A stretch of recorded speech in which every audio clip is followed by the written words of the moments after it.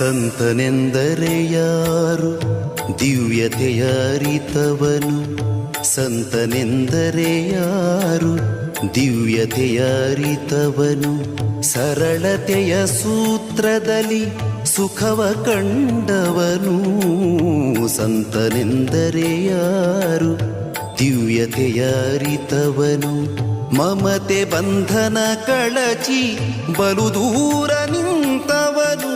ಮಮತೆ ಬಂಧನ ಕಳಚಿ ಬಲು ದೂರ ನಿಂತವನು, ಎಲ್ಲರಲ್ಲಿ ಅವನೊಬ್ಬ ಮುದ್ದು ರಾಮ,